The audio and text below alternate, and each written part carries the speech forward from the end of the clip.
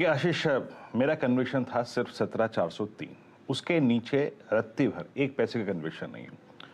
वो डेटा की, वो रेंज की, वो एवरेजेस की, वो क्लस्टर्स की एक ऐसी धुरी थी जिसने क्लियर मैसेज दिया था कि जनाब आप इसके नीचे नहीं टिकेंगे। हमने इंतजार किया 403 तक। 403 क्या था? आपका कॉन्फिडेंस जोन था। और एग्जैक्टली आशीष, जिस दिन 403 टूटा है उस दिन के बाद आप एफआईएस की कैश इंडेक्स, एफआईएस का इंडेक्स ऑप्शन और स्टॉक फ्यूचर्स का आंकड़ा देख लीजिए। ये आपको वही इंडिया विक्स में बहुत ह्यूज हाइक्स, वाइल्ड स्विंग, बड़ी सेलिंग के आंकड़े वही दिखाई दे रहे हैं। तो कोई कॉन्फिडेंस मेरा इस वक्त बाजार पे नहीं है। और a typical sell and sell on rise. मैं परसों भी अगर आप देखेंगे अप्रोच करके बोला, छोड़ के गया था और आज भी कह रहा हूं।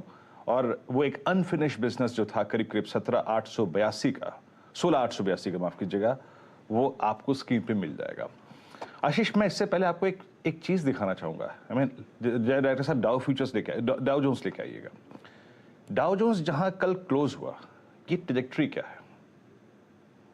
और अगर मैं एक पैरेलली लेवल ड्रॉ कर लूं निफ्टी पर, देखिए मैं ये नहीं कह रहा हूं कि निफ्टी वहां जाएगा, बट एग्जैक्टली क्या है ये आशीष? 29,134 डाउ का प्री कोविड हाई था।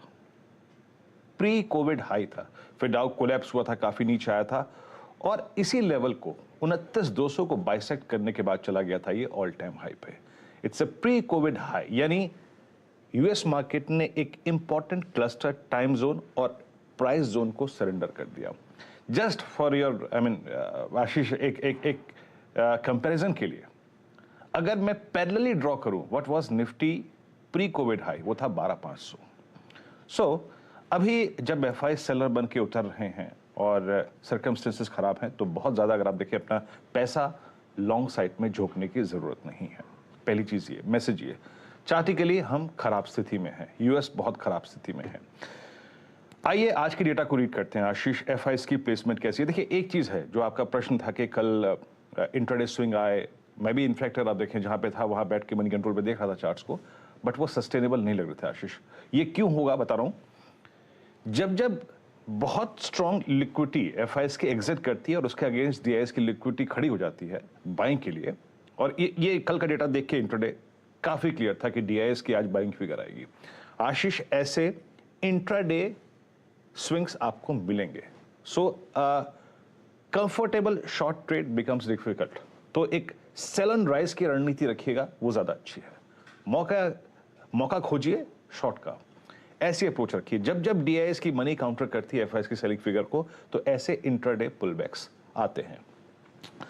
अब आते हैं एफआईएस की प्लेसमेंट। आशीष, उन्होंने अपने आप को बहुत स्ट्रांगली डाउनसाइड को प्ले करने के लिए इन 3 सेशंस में ग्रिप किया है। शुक्रवार को ग्रिप कर लिया था, मंडे को और किया, ट्यूसडे को और किया। आशीष, 2823 करोड़ रुपए की सेलिंग। आशीष, लगभग 990 करोड़ का उन्होंने इंडेक्स बेचा, 11,000 कॉन्ट्रैक्ट शॉर्ट।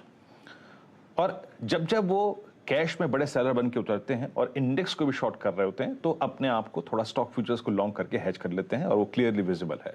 1463 करोड़ की अगर आप देखें इंडेक्स में बाइंग, लॉन्ग करीब 8,951 और शॉर्ट थोड़े से कवर कर लिए। और अभी भी आशीष, उनकी तरफ से कोई पुट शॉर्ट का आंकड़ा नहीं आ रहा है। मतलब आप समझ लीजिए कल एक्सपायरी है, आज एक्सपायरी -1 डे है, क्या उनकी तरफ से पुट शॉर्ट आई? No, not exactly. 44,000 put long, उसके अगेंस्ट मात्र 17,000 पुट शॉर्ट, और करीब करीब 48,000 कॉल लॉन्ग, उसके अगेंस्ट 11,624 कॉल शॉर्ट। तो एफआईएस का डेटा आशीष बहुत नेगेटिव है और बहुत स्ट्रांगली प्लेस्ड है डाउन साइड को प्ले करने के लिए। हाँ, एक बात है, डीआईएस की मनी आ रही है तो वो इंट्राडे थ्रस्ट पुलबैक्स जनरेट करेगी। एक और चीज, डीआईएस का पैसा कहां जा रहा है, और इस बात का अगर आप देखें, अगर आप निफ्टी के 50 को भी एनालाइज करें, इट्स हेडिंग टुवर्ड्स फार्मा। और एक और चीज आशीष जो कि आपने परसों डिस्कस की थी, that's Nifty IT. Nifty IT 27,004 पे कल अपने 10 डेमा को टेस्ट करके गया। बहुत सारे stock futures with in IT doing well. तो थोड़ा सा जो लॉन्ग पैसा है वो इस तरफ जा रहा है, एफएमसीजी की तरफ जा रहा है, एशियन पेंट्स मतलब क्रूड का जिनको एडवांटेज मिल रहा है उन तरफ जा रहा है। तो ये पैसा इस तरफ जा रहा है। बाकी एफआईएस का बहुत नेगेटिवली प्लेस्ड है। कल के स्टैट्स लेके आइए, ऑप्शंस के स्टैट्स लेके आइए, कॉल राइटर्स और पुट राइटर्स क्या कह रहे हैं। आशीष, हर पुल बैक पे हर पुल बैक पे मेजर कॉल राइटिंग हो रही है आशीष।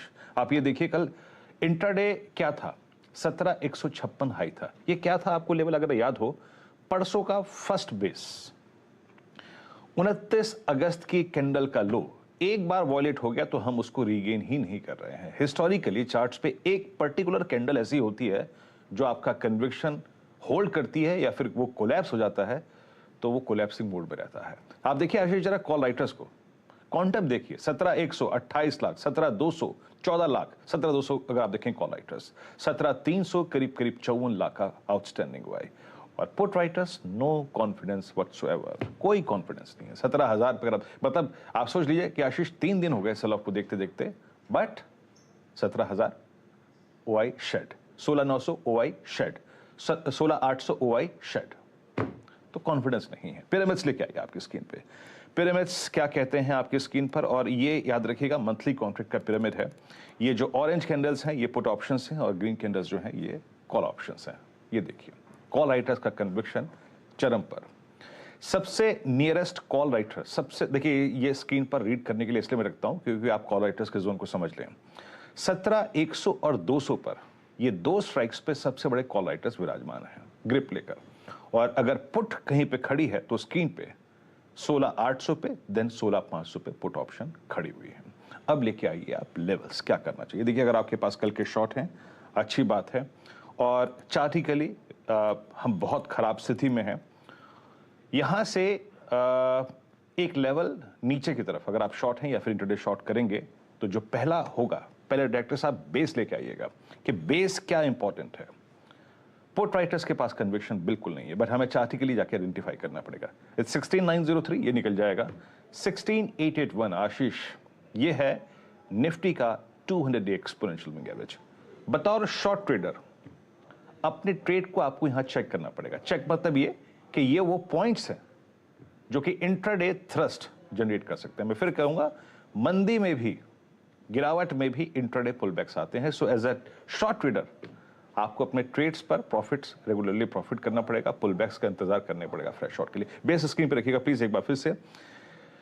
16,881 दैट इज, प्लीज बेस एक बार फिर से लगाइए डॉक्टर साहब। 16,881 it's 200 day exponential moving average. उसके बाद 821 और 751 क्या है, जाइए इस लेवल को जाके रीड कीजिएगा। ये क्या है आशीष, 28 जुलाई को जब हमारी तेजी की शुरुआत हुई थी और जब हमने 28 जुलाई को इस जोन को छोड़ा था तो हमने एग्जैक्टली 16,751 से एक मूव लिया और फर्स्ट इंस्टेंस में हम गए 18,000। तो ये कुछ ऐसे पॉइंट्स हैं जहां पे आके अपने आप को शॉर्ट ट्रेड को चेक करना है। 16,751 याद रखिएगा बहुत ही महत्वपूर्ण लेवल है, क्योंकि वहां पर एक चार्ट्स में एक गैप भी परसिस्ट करता है बिटवीन 27 जुलाई एंड 28 जुलाई। अब लेके आइए रेजिस्टेंस, क्या है रेजिस्टेंस। फिर कहूंगा कॉल राइटर्स के जोन को समझिए और उन जोन के मुताबिक 17,110 156 ये वो ऐसा जोन है जहां तक आपको सिर्फ इसी के जोन तक शॉर्ट्स को अटेम्प्ट करना है। जब तक इसके ऊपर का अगर पुलबैक आ रहा है तो उसका मतलब ये है कि हम उस 29 अगस्त की कैंडल के जोन के अंदर री एंटर करने की सोच रहे हैं। अगर हम इसके ऊपर चले जाएं तो फिर शॉर्ट मत अटेम्प्ट कीजिएगा। आज देखिए वोलेटिलिटी बहुत रहेगी, इसके ऊपर शॉर्ट मत अटेम्प्ट कीजिएगा। इसके ऊपर थोड़ा सा इंडेक्स, इसका मतलब ये है कि आज और कल के प्रोस्पेक्टिव से एक बेस खोज लिया है उसने। वो 16,800 पे या फिर 17,000 पे एक बेस बना के ऊपर आ रहा है, वहां पे पुट राइटर्स विजिबल हैं और कल के एक्सपायरी के लिए एक पर्टिकुलर बेस वो आइडेंटिफाई कर चुका है। So shorting, but cover your short और no shorts above first resistance zone. अगर फर्स्ट रेजिस्टेंस जोन कटता है तो ऊपर की तरफ समझ लीजिएगा आप क्या मिल सकता है। अगर फिर रेजिस्टेंस की प्लेट लगाइएगा, 17,155 कटता है तो आपको स्क्रीन पे मिल सकता है क्या है सेकंड रेजिस्टेंस, 17,233, 286 और 305। ये वो जोन है जो हम पिछले 3 दिन में छोड़ के आए। 50 डे एक्सपोनेंशियल मूविंग एवरेज। आशीष।